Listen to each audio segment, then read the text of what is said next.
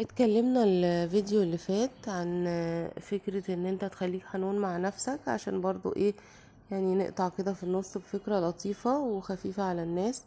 علشان برضو في ناس لما بتيجي تبدأ حاجة او تبتدي تتعلم مبدأ جديد بتحس ان هي لازم تبقى ماشية عليه بالسطر بالظبط، وبيبقى حياتها يعني ايه، بيبقوا في هوس شوية. وانا كنت من الناس دي سنين، يعني بالذات في الدايت والحاجات دي. فيلا نرجع. هتكلم النهاردة في فكرة تكملة للأفكار اللي فاتت. فكرة ان انا لما بقول عاوز الحاجة اللي انا عاوزها انا كده بأخرها او بعطلها. ازاي؟ يعني انتبه جدا انا بكلم نفسي او بحس وافكر مع نفسي طول الوقت ايه. ان انا دلوقتي لو انا عايز الفلوس، انا طول الوقت بقول انا عايز فلوس، اللي هي فكرة ايه، ان الحاجات مش كفاية معايا. حتى لو الحاجات هي الحاجات، طالما انا في الموقف ده يبقى هو اكيد هتعلم منه حاجة. بس هنفترض ان احنا كده بالبسيط بتاعنا خالص، ان انا عاوز فلوس او ينقصني ومحتاج فلوس اكتر من اللي موجود، او حب اكتر من اللي موجود، او اهتمام، اي حاجة بقى انا شايف انها مش كفاية في حياتي. ف طول ما انا بقول لنفسي انا عاوزة الحاجة دي او انا ناقصني الحاجة دي، انا هنا بركز على فين؟ على شعور النقص جواي او على الحاجة اللي مش موجود. طيب هو السؤال، هو انا هضحك على نفسي يعني تبقى الحاجة مش عندي واقول انها عندي؟ لا، ما بنقولش كده. احنا كل اللي بنتكلم فيه تطويع الانتباه بتاعنا، ان انا احط انتباهي على الحاجة اللي انا عاوزها. ازاي؟ انا ارغب، عشان هنخلي كلمة عاوز دي من العوز بقى والنقص، فايه اتعودنا عليها انها كده. فهخلي ان انا عندي رغبة في الفلوس الزيادة، او في الحب الزيادة، او في الصداقات والعلاقات الزيادة، او whatever بقى الحاجة اللي انا عايز ايه ازود منها في حياتي. طيب الحاجة اللي انا عاوز ازود منها في حياتي هحط انتباهي عليها. مثال يعني النهاردة انا الحاجة اللي انا عاوزة احط انتباهي عليها الفلوس. دلوقتي انا طول اليوم اكيد يعني كل حد فينا معاه مبلغ ولو قليل من الفلوس، فانا هحط انتباهي عليه، يعني هحط انتباهي على اللي عندي. يعني دلوقتي مثلا انا طول ما انا في الحياة وبتعامل بتجيلي حاجات مادية او حاجات عينية بتساوي فلوس، بتجيلي طول الوقت بسهولة. جالي دلوقتي مثلا حد عزمني على قهوة او حد عمل لي خصم، هل دي مش فلوس؟ لا، هي فلوس بس احنا مش بناخد بالنا منها ومش بنركز. طب احنا لو خدنا بالنا منها، اللي هو زي فكرة الناس اللي بتقعد تمتن على الحاجة وتكتب 30 حاجة، هو نفس المبدأ بس دي طرق كلها بتودي لنفس الحاجة. هي فكرة ليه بيقولك ان الامتنان والشكر ده حاجة مهمة جدا. اولا هي بترفع نفسيتك لان انت بتحس ان انت مكتفي ومستغني وان انت فعلا اللي عندك كفاية، ودي بداية اي حاجة كويسة. سواء ان هي على المستوى النفسي، ان انا بدأت احس ان انا راضي ومكتفي والحاجات اللي مش موجودة مش بالأهمية اللي انا اديتها لها، ودي على فكرة في الغالب بتكون حقيقة. او ان هي هتخليني ابص بقى واركز على الحاجة. فزي ما احنا قلنا المرات اللي قبل كده، ان الحاجة اللي بحط انتباهي عليها كده كده بتزيد وبشوفها في محيطي كتير، لان ممكن يكون في فرص قدامي كتير وانا فعلا مش حاطط انتباهي عليها. فدلوقتي انا حد عزمني على قهوة ب15 جنيه، اهل 15 جنيه دول فلوس دخلت لي بسهولة، صح؟ لان هو وفر لي 15 انا كنت هدفع. طب عزمني على قهوة في مكان غالي ب500 جنيه، دي 500 جنيه جات لي.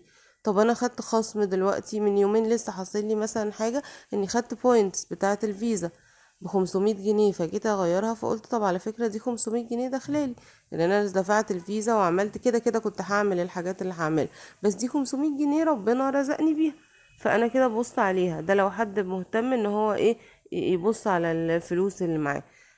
في فترة جات لي انا كنت مثلا مش قادرة ان انا انزل ومش عايزة اجيب حاجة، مكتئبة شوية. فقعدت اقول ده انا كده هجوع، كنت عايشة لوحدي، قلت انا كده هجوع. وبعدين قلت انا هبص على الحاجات اللي في التلاجة. مسكت كده ورقة وقلم وعملت سرد للحاجات اللي في التلاجة، لقيت انها لا دي يعني هي هتكفيني ممكن اسبوعين 3 وانا مش واخدة بالي. بس انا بقول على نفسي ايه، او على الموقف قبل ما اسرده او قبل ما ابص على الحاجة اللي عندي، بقول ايه، لا انا كده هموت من الجوع. انا لو منزلتش وجبت اكل انا ممكن مش هلاقي حاجه اكلها. في حاجات بقى في التلاجة وحاجات في الفريزر وحاجات عندك جوه في المطبخ، لو كلنا بصينا هنلاقي الحاجات دي. طيب لو ما لقيناش الحاجات دي، هي الفكرة مش ان انت تلاقي او ما تلاقيش، الفكرة في الانتباه بتاعك. افتكروا ان انا بتكلم كل الكلام على الانتباه او على تركيزنا فيه. فدلوقتي انا التطبيق بتاع النهاردة ان انا حد عمل لي مثلا حاجة، لو انا تركيزي على الفلوس، حد عمل لي حاجة مجانية، دي هحسبها ان هي انا في جنيه دخل لي هدية او في جنيه دخل لي. انا في مرة مثلا كنت بعمل التمرين ده، فلقيت 200 جنيه في الشارع، وقعدت اسأل بتاعت مين. كانت اول مرة الاقي مبلغ كبير كده، ما عرفتش اوصل لحد فاخدتها. انا بعد كده قلت ان انا هتصدق بيها، بس في اليوم ده هي دخلت لي. انا ما حبيتش، انا لما بلاقي فلوس في الشارع وبقول ان انا هتصدق بيها بخليها معايا شوية عشان احس ان في حاجة جات لي هدية يعني. وهي برضو في النهاية يعني معتقدات. في ناس بتقولك لا عادي، دي ممكن تبقى ليا، دي عادي، دي حرام، على حسب ما انت معتقد. بس الفكرة ان انت جت في حجرك يعني، ايا كان بقى انت هتوديها فين يعني. فمش بنتكلم في حلال وحرام او في مصارف اودي فيها الفلوس، ما بتكلمش في ده. احنا بنتكلم في افكار نفسية داخلية، مش في معتقدات او سلوكيات هنعملها. بس هي الافكار النفسية دي بتودينا في حتة تانية خالص غير اللي احنا فيه، سواء على المستوى الشعور بتاعي، وده الاهم. لان احنا لو حد يعني في ساعات بيبقى عندنا حاجات بسيطة قوي او ما عندناش حاجة، بس بنحس فجأة ان احنا مكتفين وراضين ومستغنين عن كل حاجة، دي مهمة جدا. وبرضو ده بيأثر جدا على الموضوع، على العالم المادي بتاعنا. مش ما بيأثرش، احنا مش بنقول بقى حاجة بس نفسية، لا دي نفسية ومادية. والناس اللي هتسمع لو عملت ده قبل كده هتبقى عارفة ومتأكدة انا بتكلم في ايه. طب لو انا عايزة اركز على الحب، في بنات كتير وستات، احنا عندنا موضوع الحب والاهتمام ده مهم جدا. ففي ناس تقولك لا انا محدش معبرني، انا محدش بيحبني، انا محدش مش مهتم بيا. طيب ان شاء الله حد بس يطلبك يقولك ازيك عاملة ايه، اعتبريه في دايرة الحب. حد مثلا اشتريتي من واحدة وقالت لك، او من حد في الشارع وقالك انتي عاملة ايه النهاردة، ده حد مهتم بيكي. مش قصدي مهتم بيكي انك تعملي معاه علاقة، بس انتي في ناس مهتمة بيكي. بتبدأ كده، دي بذرة. لا انا مش معقول ما حدش مهتم بيا خالص، لا هو احنا بنتكلم ان انتي تركزي على الاهتمام. ماما قالت لي الصبح انا مثلا قلقانه عليكي، انا بسأل عليكي. ابتدي ركزي على ان ده حب واهتمام. بعد كده بقى دي الحاجات دي هي هتوريكي بقى، لو انتي بتفكري ان مثلا راجل يبقى مهتم بيكي، هتجيبلك او هتخليكي تركزي مع الراجل المناسب. انتي متجوزة، هتخليكي بعد كده تاخدي بالك جوزك كام مرة عمل حاجة مثلا فيها اهتمام، حتى لو بسيطة. يعني قالك مثلا انتي عاملة ايه النهاردة، الف سلامة عليكي، صباح اكيد كل الناس يعني، اكيد الجوز مهما كان وحش قوي كده اكيد بيطلع منه حاجات زي دي. فهي الفكرة ان احنا هنركز عليها. احنا بنتكلمش هنا في حلول بتاعت المشاكل الزوجية، ما بتكلمش في ده خالص. انا كل تركيزي وكل تخصصي انت وعقلك بس. انا ما مش متخصصة ولا اصلا يعنيني تصليح العلاقات ولا الحاجات. أنا كل تخصصي والنقطة اللي أنا شاطرة فيها وبتكلم فيها أنت وداخلك، أنت وعقلك.